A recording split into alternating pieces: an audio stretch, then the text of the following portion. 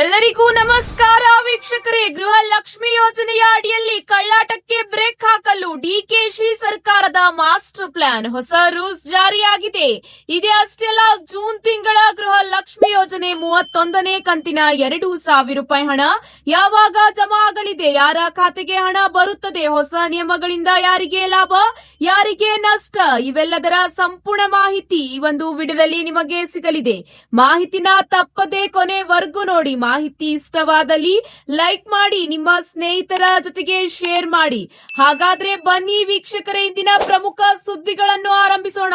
ಮುಖ್ಯಮಂತ್ರಿ ಡಿಕೆ ಶಿವಕುಮಾರ್ ಅವರಿಂದ ಅಧಿಕೃತ ಘೋಷಣೆ. ಹೌದು, ರಾಜ್ಯದ ಕಾಂಗ್ರೆಸ್ ಸರ್ಕಾರದ ಮಹತ್ವಾಕಾಂಕ್ಷಿ ಯೋಜನೆಯಾದ ಗ್ಯಾರಂಟಿ ಕಳ್ಳಾಟಕ್ಕೆ ಬ್ರೇಕ್ ಹಾಕಲು ಸರ್ಕಾರ ಈಗ ಮಾಸ್ಟರ್ ಪ್ಲಾನ್ ರೂಪಿಸಿದೆ. ಇನ್ನು ಮುಂದೆ ಗೃಹಲಕ್ಷ್ಮಿ, ಗೃಹ ಜ್ಯೋತಿ ಗ್ಯಾರಂಟಿ ಲಾಭ ಪಡೆಯಬೇಕಾದ್ರೆ ಹೊಸ ಅರ್ಜಿ ಸಲ್ಲಿಸುವುದು ಕಡ್ಡಾಯವಾಗಿದೆ. ಮುಖ್ಯಮಂತ್ರಿ ಡಿಕೆ ಶಿವಕುಮಾರ್ ಅವರು ಈ ವಿಚಾರವನ್ನು ಅಧಿಕಾರಿಗಳೊಂದಿಗೆ ಪ್ರಗತಿ ಪರಿಶೀಲನಾ ಸಭೆಯಲ್ಲಿ ಖಡಕ್ ಸೂಚನೆ ನೀಡಿದ್ದಾರೆ.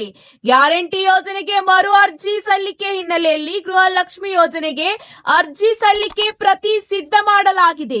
ಹಣಕಾಸು ಇಲಾಖೆ ಮತ್ತು ಇ ಗವರ್ನೆನ್ಸ್ಗೆ ಅರ್ಜಿ ಪ್ರತಿ ರವಾನೆ ಮಾಡಲಾಗಿದೆ. ಸರ್ಕಾರದ ಮುಖ್ಯಮಂತ್ರಿಗಳು ಅರ್ಜಿ ಪರಿಶೀಲಿಸಿ ಓಕೆ ಮಾಡಿದ್ರೆ ಅರ್ಜಿ ಸಲ್ಲಿಕೆಗೆ ಅವಕಾಶ ಕಲ್ಪಿಸಲಾಗುವುದು. ಅರ್ಜಿಯಲ್ಲಿ ಯಾವೆಲ್ಲ ಪ್ರಶ್ನೆಗಳನ್ನು ಆಡ್ ಮಾಡಬೇಕು ಅಂತ ಮುಖ್ಯಮಂತ್ರಿ ಡಿಕೆ ಶಿವಕುಮಾರ್ ಅವರು ನಿರ್ಧಾರ ಮಾಡಲಿದ್ದಾರೆ. ಹೌದು ವೀಕ್ಷಕರೇ, 2023ರ ಗೃಹಲಕ್ಷ್ಮಿ ಯೋಜನೆ ಅರ್ಜಿಯನ್ನೇ ಸರ್ಕಾರಕ್ಕೆ ಪ್ರಸ್ತಾಪನೆ ಸಲ್ಲಿಸಲಾಗಿದೆ. 2023ರ ಅರ್ಜಿಯಲ್ಲಿದ್ದ ಪ್ರಶ್ನೆಗಳ ಜೊತೆಗೆ ಹೊಸ ಪ್ರಶ್ನೆಗಳು ಕೂಡ ಈಗ ಬರಲಿವೆ. ಹೊಸ ಅರ್ಜಿಯಲ್ಲಿ ಯಾವೆಲ್ಲ ವಿವರ ನೀಡಬೇಕಾಗಿದೆ ಎಂಬ ಮಾಹಿತಿ ಕೂಡ ಬಂದಿದೆ. ಮನೆ ಯಜಮಾನಿ ಯಾರು, ಆಧಾರ್ ಸಂಖ್ಯೆ ಏನು, ಮನೆಯ ಯಜಮಾನಿ ಬ್ಯಾಂಕ್ ಖಾತೆಯ ವಿವರದ ಜೊತೆಗೆ ಈ ಹಿಂದೆ ಮನೆಯಲ್ಲಿ ಎಷ್ಟು ಸದಸ್ಯರಿಗೆ ಗೃಹಲಕ್ಷ್ಮಿ ಹಣ ಖಾತೆಗೆ ಬರುತ್ತಿತ್ತು, ಯಾವ ಜಾತಿ ಮತ್ತು ಮಹಿಳೆಯರ ಪತಿ ಹೆಸರು, ಇದರ ಜೊತೆಗೆ ಆಧಾರ್ ಸಂಖ್ಯೆ, ಆಧಾರ್ ಕಾರ್ಡ್ ದಾಖಲಾತಿ ಸಲ್ಲಿಕೆ ಮಾಡಬೇಕು. ನೀವು ಐಟಿ ಮತ್ತು ಜಿಎಸ್ಟಿ ಪಾವತಿದಾರರ, ಇದೇ ಅಷ್ಟೇ ಅಲ್ಲ ನಿಮ್ಮದು ಎಪಿಎಲ್ ಕಾರ್ಡ್ ಅಥವಾ ಬಿಪಿಎಲ್ ಕಾರ್ಡ್, ಈ ಎಲ್ಲಾ ಪ್ರಶ್ನೆಗಳಿಗೆ ಉತ್ತರಿಸಬೇಕು. ಇದೇ ಅಷ್ಟೇ ಅಲ್ಲ, ಹೊಸ ಪ್ರಶ್ನೆಗಳು ಕೂಡ ಇದರಲ್ಲಿ ವರ್ಗಾವಣೆಯಾಗಲಿದೆ ಎಂಬ ಮಾಹಿತಿಯನ್ನು ಡಿಕೆ ಶಿವಕುಮಾರ್ ಅವರು ತಿಳಿಸಿದ್ದಾರೆ. ಹಳೆಯ ಅರ್ಜಿಯನ್ನೇ ಹಣಕಾಸು ಇಲಾಖೆಗೆ ಸಲ್ಲಿಕೆ ಮಾಡಲಾಗಿದೆ. ಹಣಕಾಸು ಇಲಾಖೆ ಈ ಅರ್ಜಿಯಲ್ಲಿ ಮತ್ತಷ್ಟು ಪ್ರಶ್ನೆಗಳನ್ನು ಸೇರಿಸುವ ಸಾಧ್ಯತೆ ಇದೆ. ಮಹಿಳಾ ಮತ್ತು ಮಕ್ಕಳ ಕಲ್ಯಾಣ ಇಲಾಖೆಗೆ ನೂತನ ಸಚಿವರು ಬಂದ ಬಳಿಕ ಅರ್ಜಿ ಸಲ್ಲಿಕೆಗೆ ಅವಕಾಶ ಇರಲಿದೆ. ಖಾತೆ ಹಂಚಿಕೆ ಆದ ಬಳಿಕ ಅರ್ಜಿ ಸಲ್ಲಿಕೆಗೆ ಅವಕಾಶ ನೀಡಲಾಗುವುದು. ಇದೇ ಅಷ್ಟೇ ಅಲ್ಲ, ಮತದಾರರ ಪಟ್ಟಿ ಪರಿಷ್ಕರಣೆ ಮಹತ್ವದ ಒತ್ತು ನೀಡಿದ್ದಾರೆ ಡಿಕೆ ಶಿವಕುಮಾರ್ ಅವರು. ಹೌದು ವೀಕ್ಷಕರೇ, ವೋಟರ್ ಐಡಿ ಇಲ್ಲದಿದ್ದರೆ ಸರ್ಕಾರಿ ಸೌಲಭ್ಯಗಳು ಸಿಗುವುದಿಲ್ಲ. ಪ್ರತಿಯೊಬ್ಬ ನಾಗರಿಕರು ತನ್ನ ವೋಟಿಂಗ್ ಹಕ್ಕನ್ನು ಸುರಕ್ಷಿತವಾಗಿ ಇಟ್ಟುಕೊಳ್ಳಬೇಕೆಂದು ಡಿಕೆ ಶಿವಕುಮಾರ್ ಅವರು ತಿಳಿಸಿದ್ದಾರೆ. ಹೌದು ವೀಕ್ಷಕರೇ, ಗೃಹಲಕ್ಷ್ಮಿ ಯೋಜನೆಯ ಅನರ್ಹರನ್ನು ಕೈಬಿಟ್ಟು ಕೇವಲ ನೈಜ ಅರ್ಹ ಫಲಾನುಭವಿಗಳಿಗೆ ಮಾತ್ರ ಯೋಜನೆಯ ಲಾಭ ತಲುಪಿಸಲು ಈ 2 ಗ್ಯಾರಂಟಿಗಳಿಗೆ ಸಾರ್ವಜನಿಕರು ಮತ್ತೊಮ್ಮೆ ಹೊಸದಾಗಿ ಅರ್ಜಿ ಸಲ್ಲಿಸಬೇಕಾಗಿದೆ ಎಂದು ಸಿಎಂ ಪ್ರಕಟಿಸಿದ್ದಾರೆ. ಇದೇ ಅಷ್ಟೇ ಅಲ್ಲ, ಗೃಹಲಕ್ಷ್ಮಿ ಯೋಜನೆಯ ಫಲಾನುಭವಿಗಳಿಗೆ ಜೂನ್ ತಿಂಗಳ ಕಂತಿನ ಹಣವು ನಾಳೆ ವರ್ಗಾವಣೆಯಾಗಲಿದೆ. ಹೌದು ವೀಕ್ಷಕರೇ, ನಾಳೆಯಿಂದ ಫಲಾನುಭವಿಗಳ ಖಾತೆಗೆ ಜೂನ್ ತಿಂಗಳ ಅಂದರೆ 31ನೇ ಕಂತಿನ ಹಣ ವರ್ಗಾವಣೆ ಆರಂಭ. ಮೊದಲನೇ ಹಂತದಲ್ಲಿ ಕೆಲವು ಜಿಲ್ಲೆಗಳಿಗೆ ವರ್ಗಾವಣೆ ಮಾಡಲಾಗುವುದು. ಹೌದು ವೀಕ್ಷಕರೇ, ಒಂದು ವಾರದಲ್ಲಿ ರಾಜ್ಯಾದ್ಯಂತ ಎಲ್ಲಾ ಗೃಹಲಕ್ಷ್ಮಿ ಯೋಜನೆಯ ಫಲಾನುಭವಿಗಳ ಖಾತೆಗೆ ಸೇರಲಿದೆ 31ನೇ ಕಂತಿನ 2,000 ರೂಪಾಯಿ ಹಣ. ಹೌದು ವೀಕ್ಷಕರೇ, ಮೊದಲನೆಯದಾಗಿ ಹಾಸನ, ಬೆಳಗಾವಿ, ಚಿತ್ರದುರ್ಗ, ಕಲಬುರಗಿ, ದಕ್ಷಿಣ ಬೆಂಗಳೂರು ಸೇರಿದಂತೆ ವಿವಿಧ ಜಿಲ್ಲೆಗಳಿಗೆ ಮೊದಲನೇ ಹಂತದ ಗೃಹಲಕ್ಷ್ಮಿ ಯೋಜನೆಯ ಜೂನ್ ತಿಂಗಳ ಮೊತ್ತವನ್ನು ವರ್ಗಾವಣೆ ಮಾಡಲಾಗುವುದು ಎಂಬ ಮಾಹಿತಿ ತಿಳಿದು ಬಂದಿದೆ.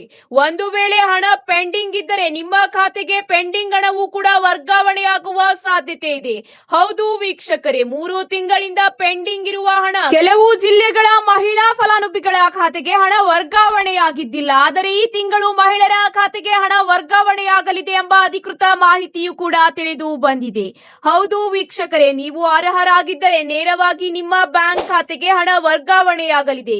ಯಾವುದೇ ಒಂದು ಟೆನ್ಷನ್ ತಗೊಳ್ಳುವ ಅಗತ್ಯವಿಲ್ಲ ಎಂಬ ಮಾಹಿತಿ ತಿಳಿದು ಬಂದಿದೆ. ಹೌದು ವೀಕ್ಷಕರೇ, ರಾಜ್ಯಾದ್ಯಂತ ಈ ಒಂದು ಯೋಜನೆಯ ಅಡಿಯಲ್ಲಿ ಮನೆಯ ಯಜಮಾನಿ ಖಾತೆ ಮಾಸಿಕ 2,000 ರೂಪಾಯಿ ಆರ್ಥಿಕ ನೆರವು ಜಮೆ ಮಾಡಲಾಗುತ್ತಿದ್ದು, ಈ ಮಧ್ಯೆ ಮೃತಪಟ್ಟಿರುವ ಮಹಿಳೆಯರ ಖಾತೆಗಳಿಗೂ ಸತತವಾಗಿ ಹಣ ಪಾವತಿ ಆಗುತ್ತಿರುವುದು ಪತ್ತೆಯಾಗಿ ಈ ಲೋಪ ಈಗ ಬಯಲಾದ ಬೆನ್ನಲ್ಲೇ ಎಚ್ಚೆತ್ತುಕೊಂಡಿರುವ ರಾಜ್ಯ ಸರ್ಕಾರ ಕಟ್ಟುನಿಟ್ಟಿನ ಸುತ್ತೋಲೆ ಹೊರಡಿಸಿ ಖಾತೆಗಳಿಗೆ ಹೋಗಿದ್ದ ಲಕ್ಷಾಂತರ ರೂಪಾಯಿ ಹಣವನ್ನು ಯಶಸ್ವಿಯಾಗಿ ವಾಪಸ್ ಕೂಡ ಪಡೆಯುತ್ತಿದೆ. ಹೌದು ವೀಕ್ಷಕರೇ, ರಾಜ್ಯಾದ್ಯಂತ ಅನ್ನ ಅನ್ನಭಾಗ್ಯ, ಯುವ ನಿಧಿ, ಗೃಹಜ್ಯೋತಿ ಹಾಗೂ ಶಕ್ತಿ ಯೋಜನೆಗಳ ಜೊತೆಗೆ 2023ರ ಆಗಸ್ಟ್ನಿಂದ ಗೃಹಲಕ್ಷ್ಮಿಯನ್ನು ಅನುಷ್ಠಾನಕ್ಕೆ ತರಲಾಗಿತ್ತು. 3 ವರ್ಷಗಳಿಂದ ಅತಿ ಹೆಚ್ಚು ಅನರ್ಹರು ಕಂಡು ಬಂದ ಹಿನ್ನೆಲೆಯಲ್ಲಿ ಈ ಒಂದು ಯೋಜನೆಯ ಅಡಿಯಲ್ಲಿ ಈಗ ಹೊಸದಾಗಿ ಮತ್ತೆ ಅರ್ಜಿ ಸಲ್ಲಿಸುವುದು ಅವಶ್ಯಕವಾಗಿದೆ. ಇಲಾಖೆಯ ಉನ್ನತ ಅಧಿಕಾರಿಗಳ ಮಾಹಿತಿಯ ಪ್ರಕಾರ ಮೃತ ಫಲಾನುಭವಿಗಳ ಖಾತೆಗೆ ಜಮೆಯಾಗಿದ್ದ ಹಣವನ್ನು ಮರಳಿ ಸರ್ಕಾರದ ಖಾತೆಗೆ ಜಮೆ ಮಾಡಲು ಬ್ಯಾಂಕುಗಳಿಗೆ ವಿಶೇಷ ಡಿಬಿಟಿ ಲಾಗಿನ್ ಸೌಲಭ್ಯ ಒದಗಿಸಲಾಗಿದೆ. ಹೌದು ವೀಕ್ಷಕರೇ, ಮೃತರ ಕುಟುಂಬದವರು ನೀಡುವ ಡಿಡಿ ಅಥವಾ ಚೆಕ್ಕುಗಳನ್ನು ಬ್ಯಾಂಕುಗಳಿಗೆ ಹಿಂತಿರುಗಿಸಿ ಡಿಬಿಟಿ ಮೂಲಕ ಸರ್ಕಾರದ ಖಾತೆಗೆ ಜಮೆ ಮಾಡಲಾಗುತ್ತಿದೆ. ಇತ್ತೀಚೆಗೆ ಸರ್ಕಾರ ಹೊರಡಿಸಿದ ಕಟ್ಟುನಿಟ್ಟಿನ ಸುತ್ತೋಲೆಯ ನಂತರ ಅಂಗನವಾಡಿ ಕಾರ್ಯಕರ್ತರು ಮತ್ತು ಸಿಡಿಪಿಒಗಳು ಮೃತ ಫಲಾನುಭವಿಗಳ ನಿಖರ ಮಾಹಿತಿ ಕಲೆ ಹಾಕುತ್ತಿರುವುದರಿಂದ ಈ ಗಂಭೀರ ಸಮಸ್ಯೆಗೆ ಸದ್ಯ ದೊಡ್ಡ ಮಟ್ಟದ ತೆರೆ ಬಿದ್ದಂತಾಗಿದೆ ಎಂಬ ಮಾಹಿತಿ ಈಗ ತಿಳಿದು ಬಂದಿದೆ.